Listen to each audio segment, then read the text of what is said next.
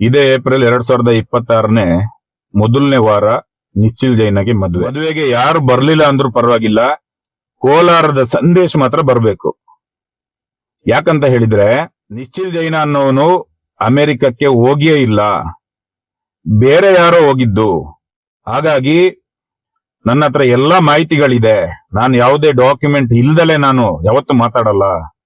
ಸೌಜನ್ಯಳಿಗೆ ನ್ಯಾಯ ಅನ್ನೋದು ಕೊಡ್ಸಿದ್ರೆ ಅದು ನಾನೇ ಕೊಡ್ಸೋದು ಅಂತ ಹೇಳಿದ್ದು ನಮ್ಮ ಸಂದೇಶ್.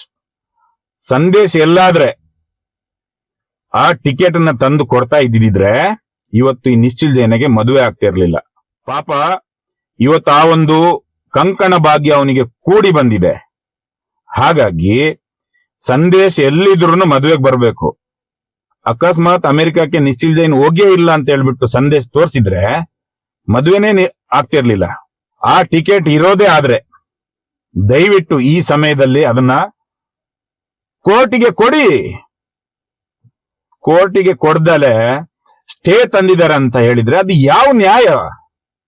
ನೀವಿಷ್ಟು ದೊಡ್ಡ ಹೋರಾಟಗಾರನಾಗಿದ್ದು ಈ ಒಂದು ಸಣ್ಣ ವಿಷಯಕ್ಕೆ ಸ್ಟೇ ಬಂದಿದೆ ಅಂತ ಹೇಳ್ಬಿಟ್ಟು ಇಷ್ಟು ದೊಡ್ಡ ವಿಷಯನ ಮುಚ್ಚಿಟ್ಟಿದ್ದೀರಲ್ವಾ, ಇದು ತಪ್ಪು ಅನ್ಸುತ್ತೆ ನನಗೆ.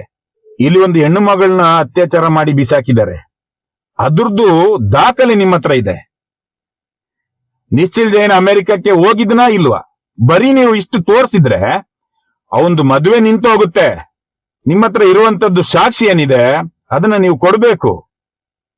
ನೀವು ಇಷ್ಟು ದೊಡ್ಡ ಹೋರಾಟಗಾರ ಅಂತ ಹೇಳಿದ ಮೇಲೆ ಈ ವಿಷಯಕ್ಕೆ ಎದುರೋದಲ್ಲ.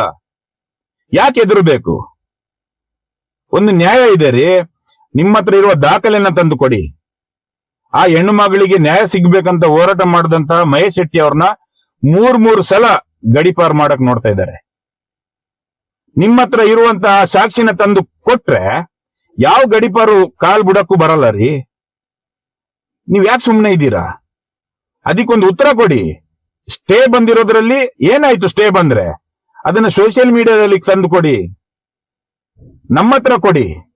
ಸ್ಟೇ ಬಂದ ತಕ್ಷಣ ನೀವು ಅದಕ್ಕೆ ಭಯಪಟ್ಟು ಕೂತಿದ್ದೀರಾ? ಕೋರ್ಟಿಗೆ ಹೋಗಂತ ಕೇಸ್ಗಳು 10 ವರ್ಷ ಆದ್ರೂ ಅದಕ್ಕೆ ಕೇಸ್ ನಡೀತಲೇ ಇರುತ್ತೆ. ಹಂಗಂತ ಹೇಳ್ಬಿಟ್ಟು ನಿಮ್ಮ ಹತ್ರ ಇರೋ ಸಾಕ್ಷಿನ ನೀವು ಇಟ್ಕೊಂಡು ಅದನ್ನ ಅಲ್ಲಿ ನನಗೆ ಕೋರ್ಟ್ ಇಂದ ಸ್ಟೇ ಬಂದಿದೆ ಅಂತ ಹೇಳಿದ್ರೆ ಹಾಗಾದ್ರೆ ಅಷ್ಟೊತ್ತಿಗೆ ಇವನಿಗೆ ಪಟ್ಟನು ಕೊಟ್ಟು ಬಿಡ್ತಾರೆ. ಅದೇ ಕಾರಣಕ್ಕೆ ಇವತ್ತು ಅವನಿಗೆ ಮದುವೆ ಮಾಡಿಸ್ತಿರ್ಬೋದು.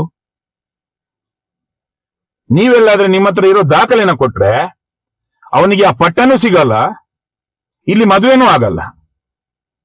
ಸುಮ್ಮನೆ ಒಬ್ಬರ ಮೇಲೆ ಅಪವಾದ ಹೇಳೋದಲ್ಲ. ನೀವೇ ಹೇಳಿರೋದಲ್ವಾ, ಸಂದೇಶ ಹೇಳಿರೋದಲ್ವಾ ನಿಶ್ಚಿಲ್ ಜೈನ್ ಅಮೆರಿಕ ಹೋಗಿಲ್ಲ ಅಂತ. ಒಬ್ಬರ ಮೇಲೆ ಸುಳ್ಳು ಯಾಕೆ ಹೇಳಬೇಕು?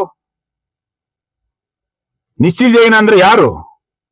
ಒಬ್ಬ ಧರ್ಮಾಧಿಕಾರಿ ಮನೆಯ ಒಬ್ಬ ಕುಟುಂಬಸ್ಥ. ಅವನ ಮೇಲೆ ಇಷ್ಟು ದೊಡ್ಡ ಅಪವಾದನ ನೀವು ಹೇಳ್ತೀರಂತ ಹೇಳಿದ ಮೇಲೆ ಅದು ನಿಮ್ದು ತಪ್ಪಲ್ವಾ? ನೀವು ಹೇಳಿರುವಂತ ಸುಳ್ಳಿಗೆ ಅವನ್ನ ಮದುವೆ ಆಗ್ತಿರುವಂತ ಹೆಣ್ಮಗಳ ಮೇಲೂ ಒಂದು ಅಪವಾದ ಬರಲ್ವಾ?